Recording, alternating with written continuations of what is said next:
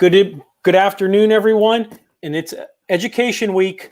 Welcome to a special episode of Spanning the Need. This week, we are talking a variety of different spectrums from high schools opening up during the pandemic, as well as colleges and universities. Today's episode, we're going to talk about with a college president, how the college is handling the pandemic and what plans they have moving forward in the fall semester. With me today is President Dr. Wes Fugate of Wilson College in Pennsylvania. Dr. Fugate, it's pleasure to have you on my podcast. Delighted to be with you, and wishing everyone out there that those that they care about most and themselves are well during these challenging times. Yeah, I mean, you haven't been president very long. No, in fact, today would actually be the end of the 7th month of my time being physically on the Wilson campus. I started a few days earlier than that remotely, but I have been at this for a very short period of time. Yeah, and how does it feel to go from president as soon as you come in, and next thing you know, you're dealing with a pandemic, which you probably would have never thought of taking over the presidency at Wilson? Yeah, it was actually a year ago tomorrow that I would have submitted my materials to indicate my interest in becoming the president of Wilson. And when I look back at that letter of interest, the issues that you see there, just some have risen in importance since the pandemic, and others have just completely fallen away. It has been interesting because I had all of these grand plans. I'm a guy who has studied the college presidency since I was an undergraduate and had an interest in becoming a college president. So I have been thinking about what my first few months as a president would look like, and everything started out really wonderfully, and then things changed so dramatically, and all of those plans kind of went out the window, and we had to start to focus on how to react to the pandemic and how that impacts our students and our faculty and staff. And we'll get into that a little bit later, and we'll talk a little bit about how Wilson College is handling the pandemic. Talk about how you got started and what your goals were when you started and where you are now. Well, as far as getting started at Wilson, my first few weeks were really dedicated to getting to know the institution and getting to know people. I think of myself as a relationship-oriented kind of guy. I think you're only as strong as your team, and you need to know your team to know how to support them and help them succeed. And so I spent the first few months getting out and meeting folks on campus, meeting students, listening to their Wilson stories and hearing about their needs and their dreams for the institution. I also try to do that, of course, with our trustees and with our alumni and alumni. We used to be a women's college, so I still refer to the graduates during the single-sex era as alumni, and those from the co-ed era as alumni. But that really proved to be a smart tactic, because I am leaning on those relationships that I was able to build in the 2 months that I was able to meet with people in person, so that now in a virtual world, I'm not just talking to a screen most of the time. I actually have had an opportunity to meet some of those great people. They know me, and they know what I'm interested in doing, what I'm passionate about, and how I hopefully can help Wilson succeed and make it through this pandemic to the other side, to make sure that we continue to serve our students very well. And how did you get there? You have a very extensive background, and tell a little bit the viewers about what your background was before you got to Wilson College and how you kind of got to that stage. Sure. So I am a part of the American dream. I am a first-generation college student, the son of a coal miner and a beautician, and had the great opportunity to go to a small liberal arts college, Center College in Kentucky, studied drama and economics, so truly a liberal arts graduate right there, and knew after meeting the college president there and having conversation with him that I should try to pursue a college presidency as a career. And he really guided me on what he thought the modern president needed to know, what experiences they needed to have. And I should say, he just retired on July 1. So he was a college president for 22 years. So I think he knew what he was talking about. And so he recommended to me that I get experience in a broad number of areas, but eventually becoming a chief of staff to a president. And so that's how I set myself out. I began doing fundraising for Kentucky's Governor Scholars Program. I did alumni relations and annual fund, eventually solicited the first gifts for our capital campaign. It was an endowment campaign, actually, for that program. For a brief period of time, I worked on a presidential campaign. So all of those rallies that you would normally be seeing right now if we weren't in the middle of a pandemic, I helped organize those for a presidential candidate at one point. And then I went, by the way, while that was all going on, I was doing my master's degree on the weekends. That's a lot because I'm going through it as well. Yeah. I told myself I would never do that again, work full time and do the master's degree on the weekends. But I did my master's at Vanderbilt. So I was in Kentucky most of the time, driving every weekend to take courses at Vanderbilt. And my degree there was in higher education administration with an emphasis in institutional advancement. And I was one class shy of also having a double emphasis in student affairs and student development. I left there to go to the University of Georgia, where I put that student development part to work. And so I was working in Greek life, fraternity and sorority affairs, overseeing the 27 interfraternity council groups there while I worked on my PhD at the Institute of Higher Education, University of Georgia. As I completed my coursework there, I knew I wanted to try to get back to a liberal arts setting, and was really delighted to eventually go to Randolph College in Lynchburg, Virginia. And that is a small liberal arts college that really was a great place for me to build my career. I started off as an executive assistant to the president, grew to be the chief of staff and vice president, where I oversaw communications and marketing, and eventually became the vice president for student affairs and dean of students. There was one other stop in my journey that I didn't share with you, and that's after the campaign period and before I went to Georgia. I was also the deputy chief of staff to the governor of Kentucky, and worked on higher education policy, oversaw the First Lady's office for a period of time, and I also did the scheduling and advance work that you see for the governor. So that was a great experience, but it taught me very quickly that I needed to get back on a college campus because I really missed the energy of being in an intellectual community and working with students.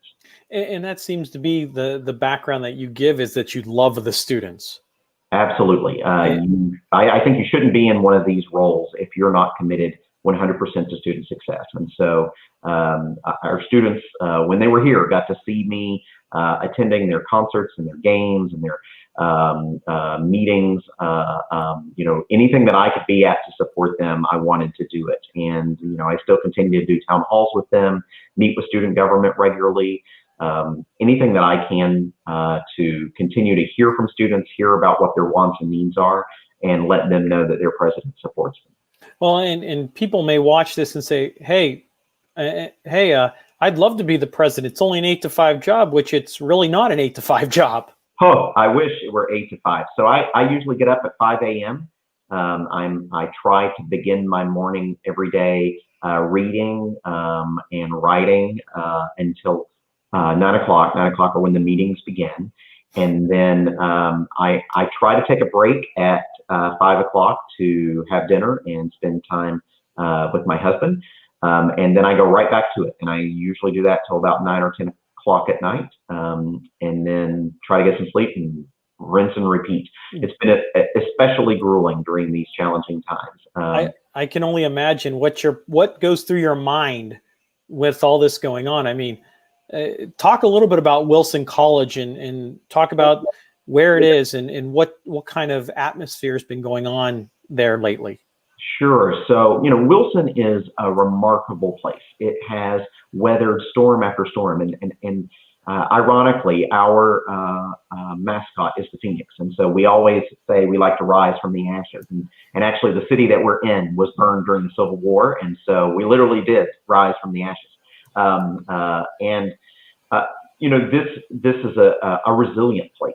We find ways to get through challenges. And so several years ago, enrollment had dropped to a pretty alarming level, and our trustees made a very courageous decision to move from being single sex to coeducational.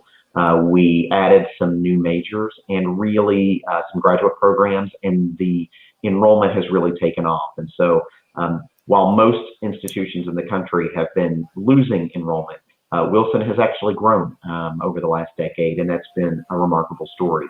A lot of that is certainly due to the people here. So you can imagine that an institution that has been going through the growing pains, if you will, it was ready for some challenge to come along. When the pandemic hit, we were actually very fortunate. We were a week later in spring break than most institutions, and so we had a little extra time to make preparation. We were fairly accustomed to online learning. We have a number of programs that offer online learning. We have a great instructional technologist that helps us prepare our faculty for that work. So we gave them a few extra days and quickly pivoted. That was day 77 of my presidency, to announce that we would be going entirely remote for the rest of the semester. And our student development team, fantastic, reaching out, supporting students from afar. All of our tutoring went online. We have a personal librarian system. And so each student's kind of assigned a personal librarian to work with them during their time here. Those folks were working remotely to keep students engaged. Was it perfect? Absolutely not. We know that was kind of emergency remote instruction, but I think we pulled it off as well as one might hope to do. We had to do a virtual conferral of degrees in hopes that we might have an in-person commencement ceremony in October. It looks like that will now not be able to happen. But we took the spring in stride. It certainly, of course, was a significant revenue loss for us, as it was for many, many colleges and universities across the country. We immediately started to put in some cost-saving measures to help us weather those challenges. But fortunately, I have to commend our federal government. They certainly came in to help us. We were able to get some CARES Act funding. We had a PPP loan. And so those dollars really helped us quite a bit. Is it everything to make up for the losses that we're experiencing? No. Could our students have used a lot more financial aid or help to get them through it? We serve a large number of low income and middle income students. And so, no, they needed so many more dollars than we could have provided.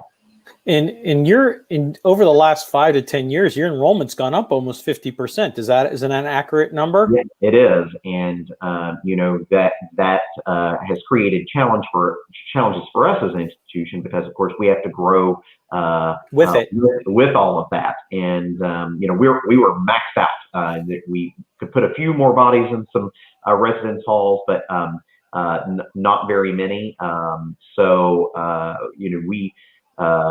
We figured out creative ways to make it work, and it has developed into a wonderful community. And that's the funny part, is like, it's a good problem. It's like good trouble, good problem. Yeah.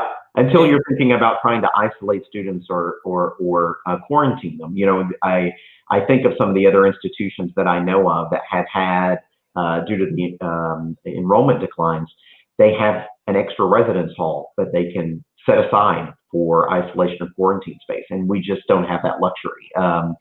So that has proven challenging for us as we were making plans for the fall, as so many other institutions have experienced as well. Well, and so let's talk about how Wilson College has been handling the pandemic. What key points can you say that Wilson College has done to really handle the pandemic? You mentioned a little bit about going online and some other factors. What were some big key things that you probably were hesitant to do because of the unknowns? Well, first and foremost, health and safety was always the priority. When it came to our community, our students, our faculty, our staff, and frankly, their families and the local Chambersburg community, I always tried to keep the health and safety at the forefront of my mind. And then secondly, thinking about delivering the best quality education that we can and ensuring that we have a strong student experience. And then thirdly, worrying about the financial ramifications of those decisions. So, I think as we talked about, the spring went fairly well, but immediately in early May, we started to put together a series of task forces to identify what would we need to do to be able to resume in-person instruction whenever the government allowed us to do so. Our summer term was primarily remote instruction. Most of our courses in the summer tend to be online anyway, so that was very familiar for us.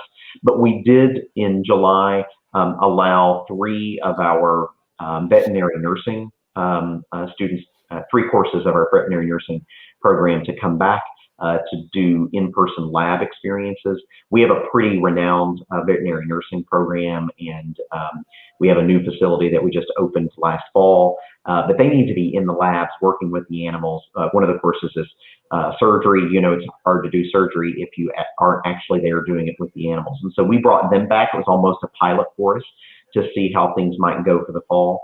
But we had those 3 task forces, one focused on instruction, one focused on student support, and one focused on life safety. And we came up with a very extensive plan about how we might support students through this challenge, through tutoring, mental health services, those sort of things, how we could support our faculty to make sure that they were ready to pivot no matter what happened in the fall, whether we were in person, online, if they were in person, but some students had to be isolated or quarantined, how would we deliver instruction to those? It was weeks and weeks and weeks of work. And we announced in early June our intention to return to in-person instruction in the fall. It looked like everything was headed in a good direction at that point. And then by the end of July, things started to change. And on July 31, I made the very difficult decision on the last day of the 7th month of my presidency to move to online instruction for the fall. So we'll have about 45 students on our campus, and they are students who have no other place to go to, or might not be able to learn well from home because they don't have the internet services there. They might be in a setting where they're sharing a room with multiple siblings and they can't find the privacy to study. All of those students we're still going to accommodate, but everyone else will learn from home remotely. And then it's still our strong desire to be back in person for instruction in January. But just today, I released our comprehensive plan online for how campus will operate. So, we'll be in masks all the time. As many of us that can remotely work will continue to remotely work. We have hand sanitizing stations everywhere. We'll be doing the dining hall where you will pre-place an order and then you'll come pick up your meal and take it out. And I know that food's very good because I got the COVID-15 myself from eating there in the spring. So a lot of elaborate plans put in place to help protect our students, our faculty and staff, and also our animals. Because we are such an animal-friendly campus, we have horses, dogs, cats, guinea pigs, rabbits, you name it. We have plans in place about how we're going to be able to support the animals through this as well. Well, and let's talk about that. A lot of people think, and maybe it's just me, that I've worked on a college campus before, so I know what goes into the task force, the groups coming together to prepare that master plan to either bring kids to campus or do online. What can you tell us about how that process went through and what were some of the decisions and talks behind the scenes that maybe people don't understand what you're talking about, what you're going through, and who your stakeholders would be? Yeah. So, first off, a lot of this was about educating ourselves about what we knew about the virus and what we didn't. And so I have been in more webinars than one can count. I do 2 calls every week with all of the 90-something private college presidents in Pennsylvania, so we can be briefed by our association on all the information and best practices that they have. We're in regular conversation with our Commissioner of Higher Education, who's also the Deputy Secretary of Education, so that we can hear what the state, the Commonwealth of Pennsylvania, is recommending. We've had even briefings from the CDC. We've consulted with local health officials. everything that we can to inform us about the best science at the time that we're trying to build a plan and make a decision, understanding that as this virus becomes more well known, we're learning more about it and things are changing. And so I keep telling folks, these are the plans for now, and things may change. We had to go through a lot of exploration about testing. And now, frankly, our nation isn't where we need to be in regards to testing. And that's part of the reason why I decided to move online. We saw in our pilot program that there was difficulty accessing testing, particularly for those who are asymptomatic. And being in a residential college setting, if one student who lives in a residence hall were to test positive, the CDC recommends that everyone who shares a bathroom with that person would need to be isolated and tested. And asymptomatic testing is difficult to come by right now. And even if you are able to get it, the test results sometimes take 10 to 14 days. And so, and I think people don't understand that there's just more to it than just testing. There's contract testing, there's contract sourcing, just for one incident, at least on a college campus, especially K to 12. That's right. Contact tracing, we had identified 6 different individuals who had gotten certified through the Johns Hopkins course. They are already in place and working on our campus as that becomes necessary. But it's a lot of work. Those other 6 people have other jobs at the institution. But now, if they are in the process, anytime someone becomes positive, of trying to get in contact with anyone that they've spent more than 15 minutes in a space, 6 feet or less apart. And so that becomes very laborious, but it's what we need to do to protect the health and safety of our community. Yeah, and I think that's the biggest thing that we want to get at is safety of our students, our staff, and anyone else, that visitors included. I mean, you don't want to have I know there was an announcement made I'd say about 2 weeks ago, that all sporting events have been postponed for fall. Talk a little bit about that. Yeah, so, the Colonial States Athletic Conference, of which we are a member, the presidents are the board of directors. And, that's very tough for us. As Division III institutions, our students aren't getting compensated to play. They don't receive scholarships. They do it for the love of the game. And it's a significant part of their collegiate experience. And I am the furthest thing from an athlete, but I love going to the games and supporting our students. There's video of me out there leading cheers with our students. It's a big part of the experience as a Wilson student to be able to either participate as an athlete or go to those experiences.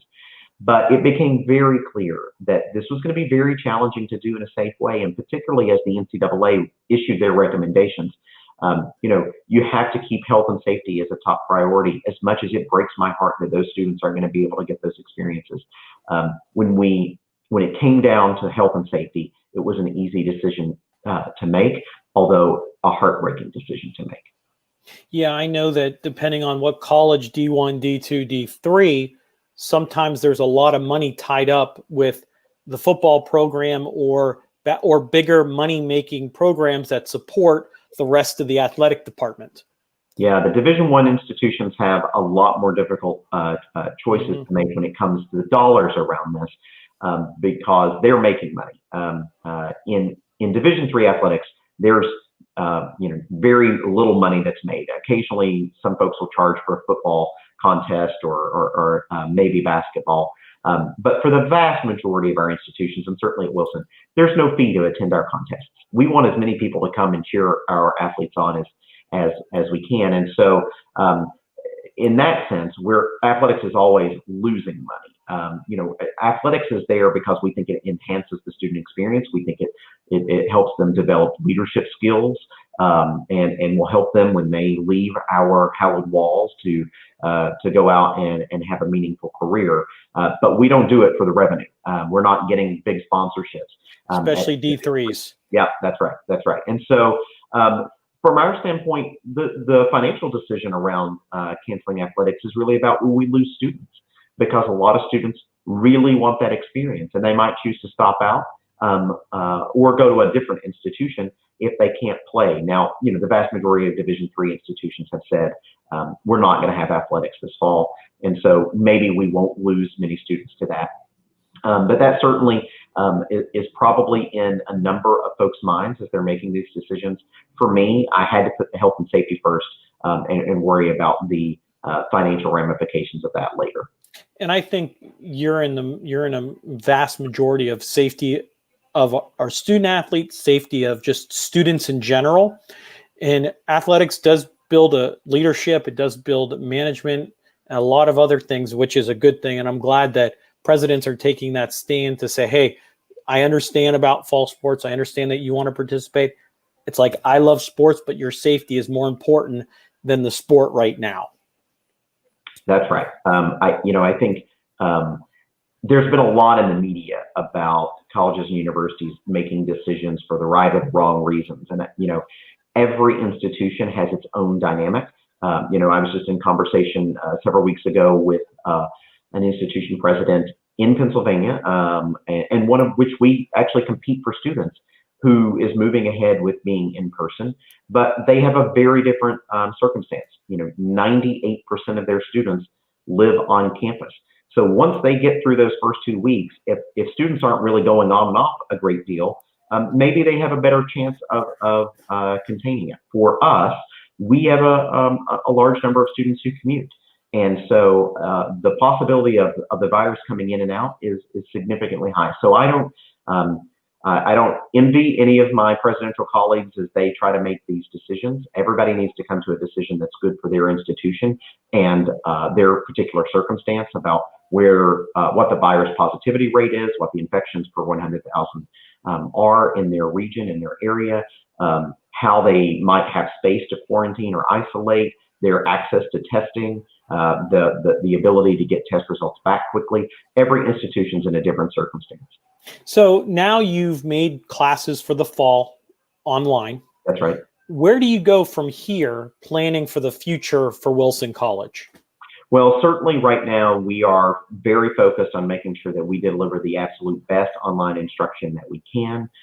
We have had to modify some courses. We know that some courses that we wanted to deliver have to be done in person that can't be done this fall. So we're moving those to another semester. Some of our hands-on courses will be done in an intensive in December for particularly veterinary nursing. The lab components will be done in an intensive.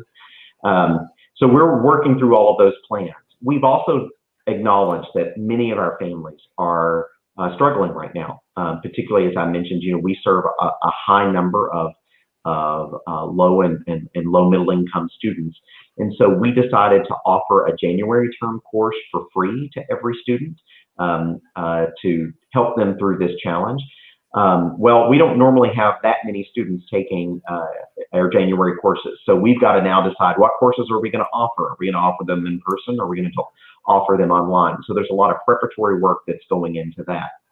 Fortunately, those 3 task forces that we talked about earlier, they've made extensive plans for the moment when we actually feel like it's safe that we can bring students back physically to our campus. So I don't think we'll have to do a ton more work. I think hopefully testing will be different by December and by January, and we'll, I hope that we're in the period of time where we actually have very effective, quick turnaround tests, whether that be an hour or 15 minutes or 15 seconds. I hope that that's where we'll be.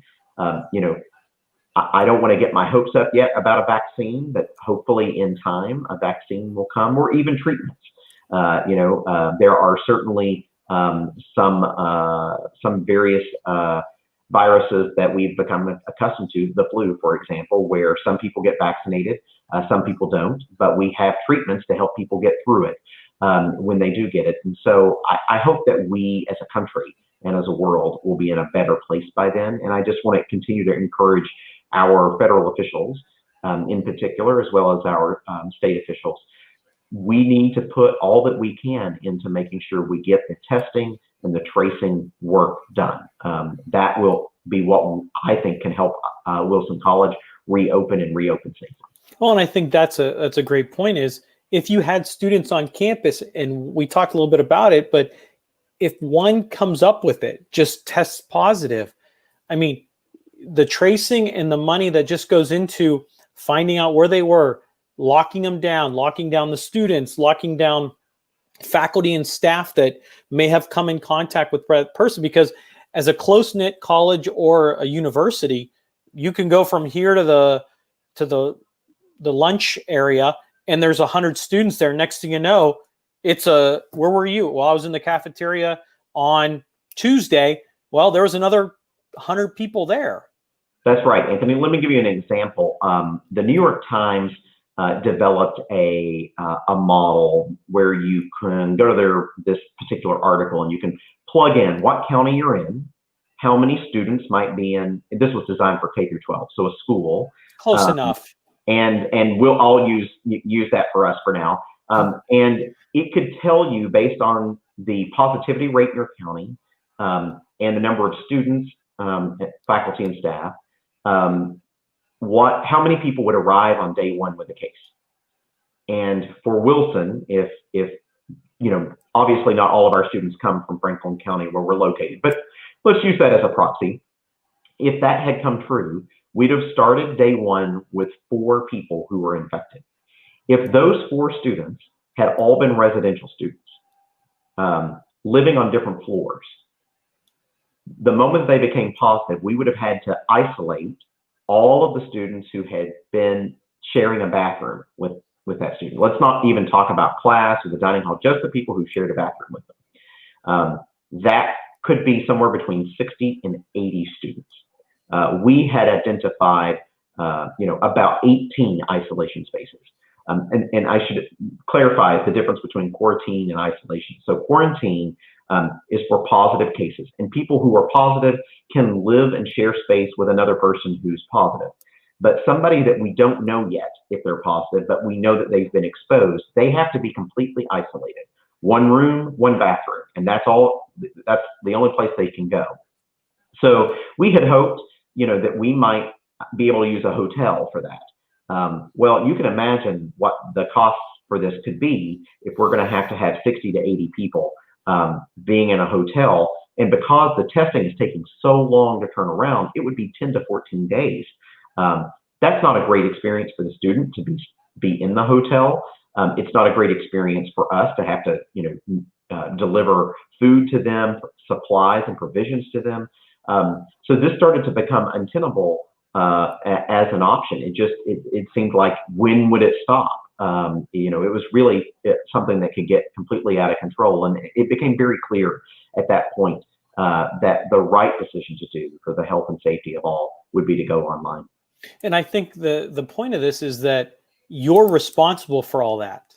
The university is the one that's held accountable to pay for those hotel rooms, do the servicing, do the testing, doing all that, which could cost probably $5,000 a person, depending, for 14 days, hotel rooms, tracing, just for 1 or 2 people. That's right. And, right now, private higher education isn't really receiving support for that. So, whereas, your local school district is having tax dollars to help support that work, your public institutions are receiving tax dollars to help support their work. Private institutions, besides the little bit of money we got from the CARES Act, which doesn't even begin to cover the expenses, we're paying for that out of our pocket. And I think sometimes people forget that's different from businesses. If a business, if somebody, tests positive, and they need, even if they think that they have symptoms, they can go to a local hospital to get the test. But we have to do that differently because we've got students in residence living with us. And so it is very complicated for higher education institutions and a very expensive proposition. And I think that's what I wanted to get out to the viewers, is what really happens behind the scenes. People hear about it, but it's like, you're going through this. If this happens, if B happens, you're going to have to pay. And this is what you do. This is your protocol. That's right. Yeah. In some cases, some institutions that have low residential populations, they may end up spending less even with losing all of the room and board revenue, they may end up spending less because they won't have to spend all of those dollars on the precautions. Now, unfortunately or fortunately for us, depending on how you want to look at it, we've already spent a great amount of money with all of the preparations. So in the planning to go online, we'd already put up plexiglass in a lot of places. We'd already gone through and added all the hand sanitizing stations. We had separated chairs in classrooms. A lot of work had already gone into place, and I suspect that we won't be in a place in January where those precautions will have to go away, and so we'll still probably benefit from that. But even with us being online, we've already spent a lot of money to help protect students. And of course, for the 45 students who will still be on campus, and for our faculty and staff that'll be working on campus, we still have to have those precautions. Well, and I think that's a great point. Is like, just because you're Wilson College doesn't mean that any D1, other D2 schools or D3 schools are going through the exact same thing. Every university and college is going through the exact same thing. That's right. And, in some ways, I think federal and state officials wanted to give institutions flexibility. And I appreciate the ability to have some flexibility. There were also some times, however, where I wish that we had more direct guidance, particularly around testing and tracing. It would have been very helpful if we would have had some uniform way of providing the testing and tracing. I think that would have helped higher education and our K-12 schools move to in-person instruction more quickly. And that's good to have background information on kind of what you have done already and what students, if students come back. Let me ask you this question. Let's say September, October, we're kind of flattening the curve, everything's kind of maybe getting back to normal. Will you bring students back, or is fall semester, no matter what happens, no matter if we go good or bad, will it be all online? We explored that scenario, but what we ended up deciding is that the up and down, we're online, we're going to go in person, and then maybe the virus surges again, and we're going to go down again, and then we'd already made the decision to end early at Thanksgiving and move to remote instruction after that for our final exams. That up and down, it's exhausting for students and for faculty. It's stressful for them. And I suspect that many institutions may have to do that. And we just said, for our student experience, we think it would be better to just start online and stay that way. So it's ultimately a scenario that we said isn't going to work for us, and we're just going to commit to being online for the entire semester, with hopes of course, bringing some students back in December, and then more students in January, and then hopefully our entire student body by spring term, depending on where things are. And that's a good plan to have. It's like, no matter what it is, flatten curve or just whatever cases that get reported, you have a plan, and that's good to hear. And I think you should be commended as the president that you guys are prepared. Well, as you can be prepared in this unknown situation, that tomorrow that plan could probably go to just crash and say, you know what, we got to start from scratch because all this just happened. I tell our students, you already have the great answer to a question for a job interview. When someone says, can you tell me about overcoming an obstacle, or can you tell me about how you can be flexible? This experience would be the perfect answer. Exactly. So, Dr. Fugate, I appreciate your time. Are you up for a little Q&A with some people that have posted some questions? Sure, delighted to do it. Here we go. First question, I'm going to pop it up on the screen. Okay. This question is from Greg. Will Wilson College, I think we answered this, will Wilson be able to have on-campus classes at all, or all online? I think he's probably talking in general down the road. We will be all online until some in-person experiences in December. Okay. And then you'll regroup and kind of figure out where you are for January. Does that kind of make sense? That's right. That's right. I think, as we think forward, there are some of our majors that have to have an in-person experience for accreditation purposes. And so if we have some online experiences in the spring, I suspect that some of our majors will have to be in person. And that's understandable because you can't do surgery as a veterinarian at home. That's right. So, but I mean, you seem like you have a great plan on your hands with social distancing and the plexiglass and a lot. So I commend you for doing that and getting those students. If it's very few, it's almost like a test run. It is, yeah. And we can hopefully do that safely. And I think we can. It's just as long as we can do it the right way. But like we said, there's too many unknowns. That's right. The next question, it looks like it comes from Renee. The student safety is important, but what about the education? Some students don't learn good online, but are great in the class. How do you judge that on the students? That's a great question. Yeah, it's certainly the case that folks learn in different learning styles. And I remind folks all the time, there are different learning styles within in-person experiences. So some are lecture focused, some are experiential focused, some are discussion focused. So there are different learning styles throughout higher education. But even if you don't love learning online, you need to be able to learn online because that is the movement of the future. Of course, there are going to be experiences where people are going to be learning in person. But if you think about all of the professional development I've done over the last several months, it's all been online. If you even think about pre-pandemic, so much learning takes place online. In fact, the current generation, they learn more from YouTube than they do from their in high school experiences, according to them. And so I think this is a very important skill. The business world, we do most of our work, well, all of our work basically right now online, but a lot of that work in the future is going to be online. You're hearing about companies that are saying, we're going to abolish offices and we're going to allow people to work from their homes. So this experience is going to help prepare students to enter the world. Now, of course, I want them to be back in person at some point so that we can have them learn the other experiences that they need. But this is a great experience to help prepare students for the real world. And I think that we'll be able to do that online education very well. Fortunately for us at Wilson, we've got a number of support mechanisms to help students if they are struggling with learning online. And, I'm one of those that I would much rather sit down with a group of people in a classroom and learn from each other that way. But I know that there are supports here at Wilson for students if they're struggling. I mean, you're looking at 8 months almost. We're close to 8 months of either lockdown, stay-at-home orders, and now the household word is Zoom. Yeah, it's going to be I guarantee you, the Webster Dictionary is going to come out with a new definition of Zoom. Not zoom into your camera or zoom into your phone. It's going to come back, have a complete definition. I'm going to call it.